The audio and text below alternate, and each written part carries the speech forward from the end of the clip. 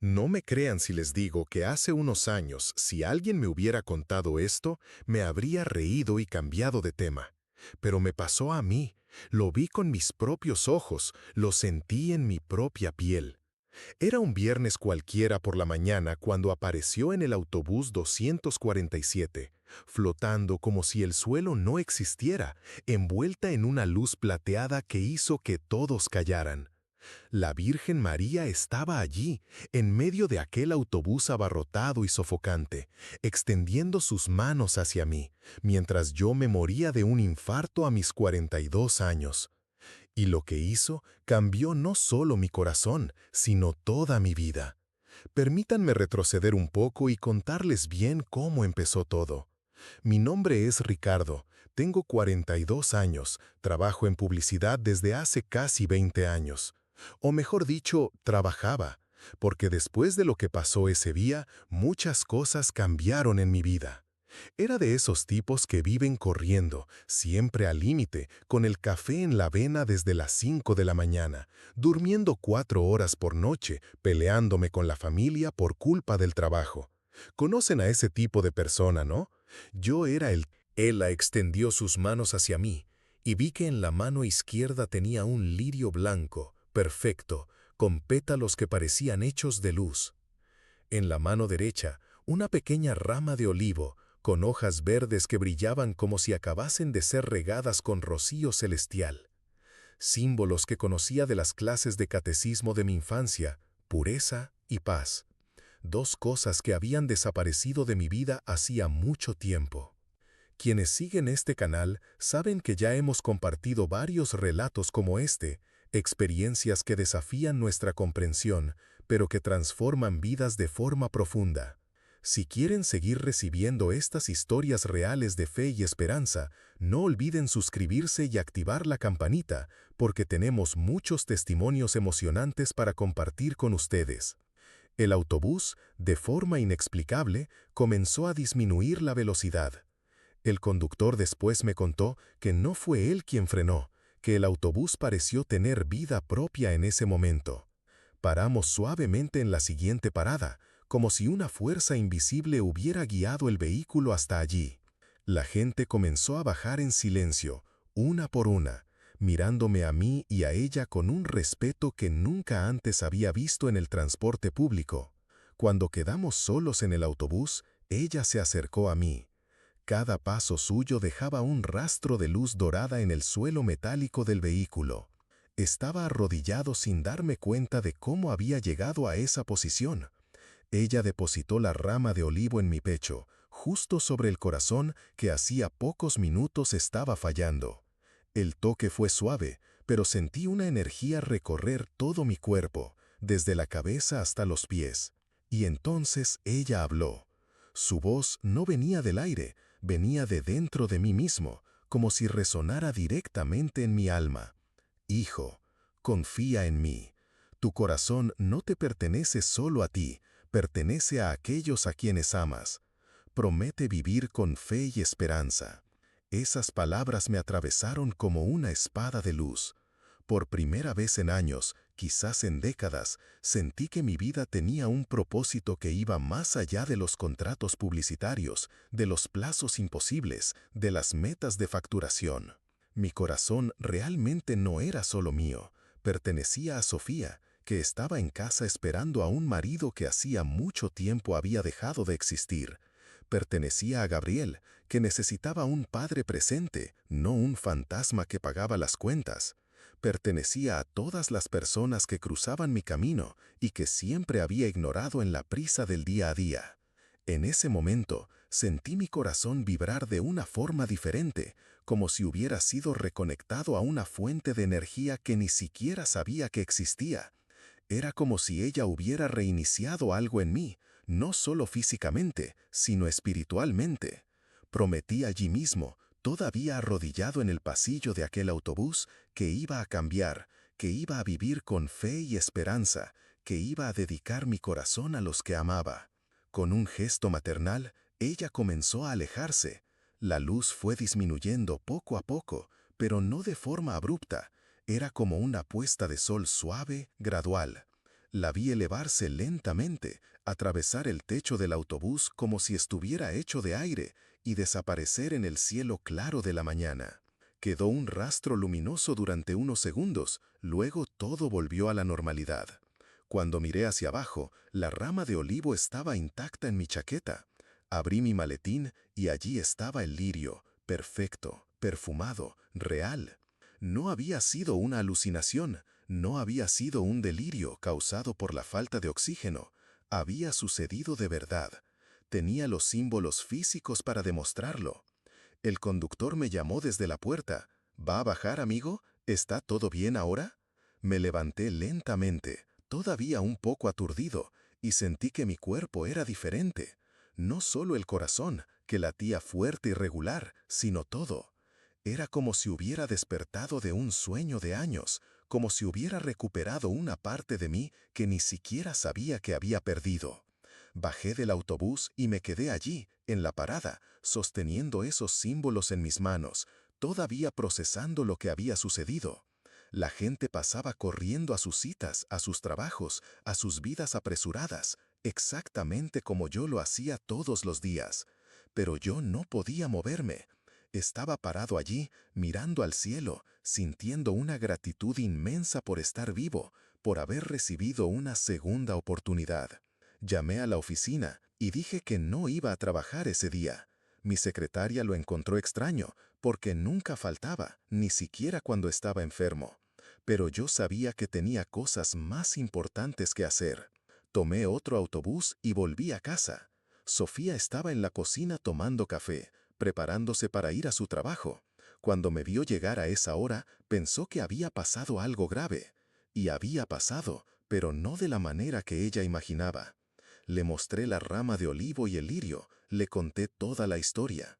Sofía me miró con esa expresión de quien duda entre creer o preocuparse por mi salud mental, pero al ver las lágrimas en mis ojos, al darse cuenta de que era diferente, de que realmente le hablaba, mirándola a los ojos por primera vez en meses, empezó a creer.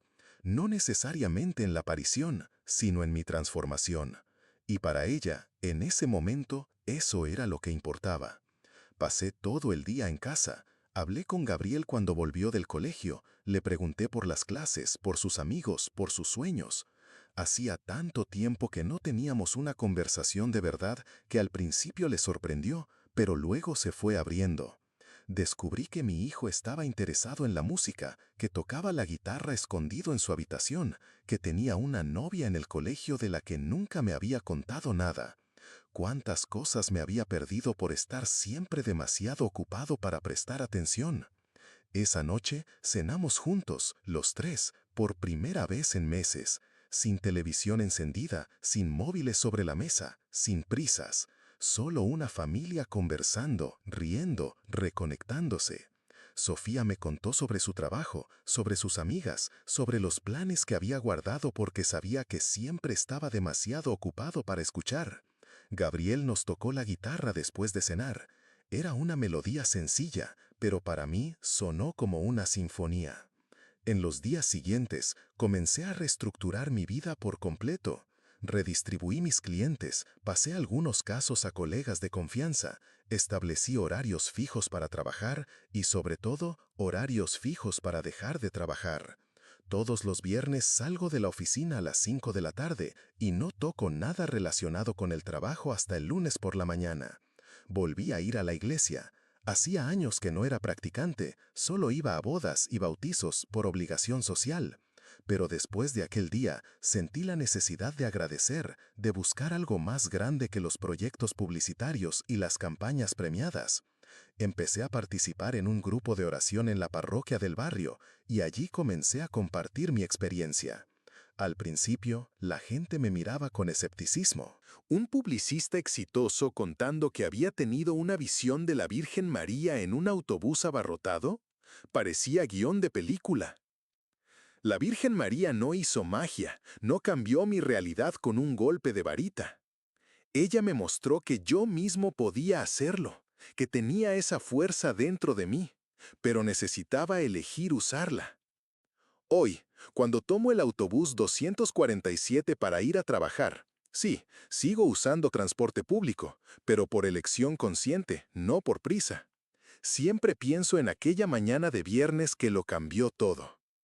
A veces, encuentro personas que estaban en el autobús aquel día. Algunas me reconocen, otras no. Pero todas, de alguna manera, fueron tocadas por lo que sucedió allí.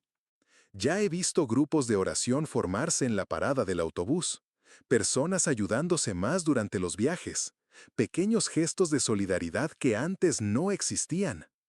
Es como si aquella luz plateada que apareció en el autobús hubiera plantado pequeñas semillas de esperanza en los corazones de quienes estaban presentes.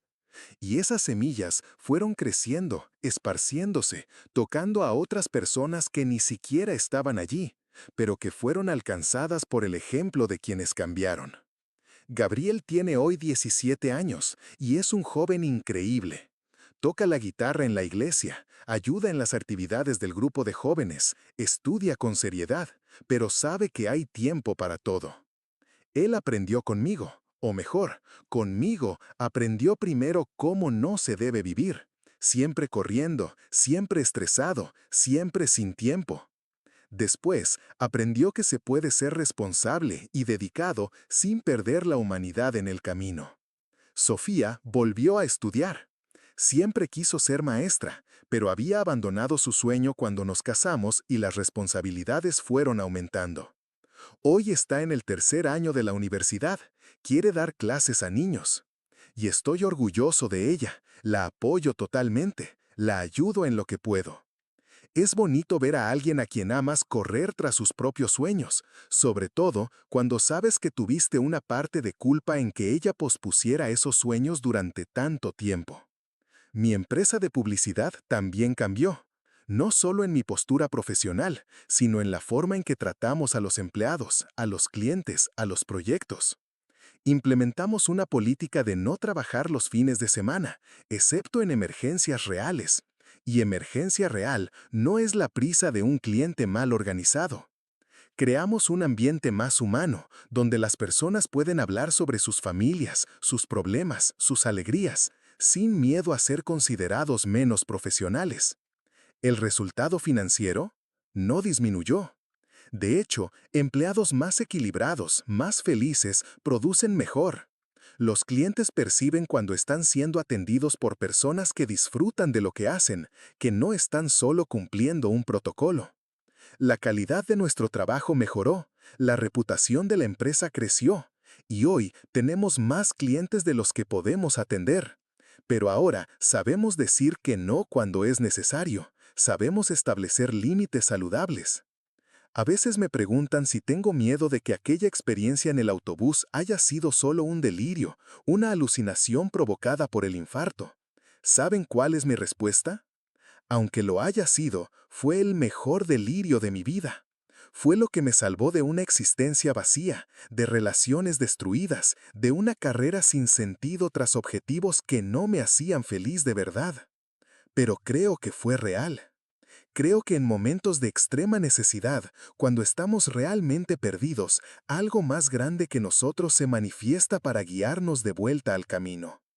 Puede ser Dios, puede ser el universo, puede ser nuestra propia sabiduría interior manifestándose de forma simbólica. No importa cómo lo llamemos, importa estar abierto a recibir. Hoy, a los 45 años, puedo decir que soy un hombre realizado. No por los premios en la pared de la oficina, no por el dinero en el banco, no por el reconocimiento profesional. Soy realizado porque cuando llego a casa por la noche, sé que viví el día de forma plena. Trabajé con dedicación, pero no me olvidé de ser esposo, padre, amigo, ser humano. Tengo una relación verdadera con mi familia, amigos a los que puedo llamar en cualquier situación, una vida espiritual que me da fuerza en los momentos difíciles. Duermo bien por la noche porque sé que hice mi parte para hacer el mundo un poquito mejor, aunque sea solo a través de pequeños gestos de amor y solidaridad. La rama de olivo y el lirio siguen frescos en mi mesita de noche. Han pasado 3 años y no se han marchitado, no han perdido el color, no han perdido el perfume. Los escépticos dirán que encontré una forma de conservarlos artificialmente. Está bien, Cada uno cree en lo que quiere. Para mí, son el recordatorio diario de que recibí una segunda oportunidad y no puedo desperdiciarla. Cuando alguien me busca desesperado, sin rumbo, perdido en la prisa de la vida moderna, muestro mi historia como ejemplo de que es posible cambiar. No hace falta una aparición divina, no hace falta pasar por un infarto. Basta con tener el valor de parar, mirar alrededor y elegir conscientemente vivir de forma diferente. La transformación comienza siempre con una decisión simple: priorizar lo que realmente importa. Y lo que realmente importa no aparece en los informes de ventas, no está en las metas de productividad, no viene en los correos electrónicos urgentes que llegan después del horario de trabajo.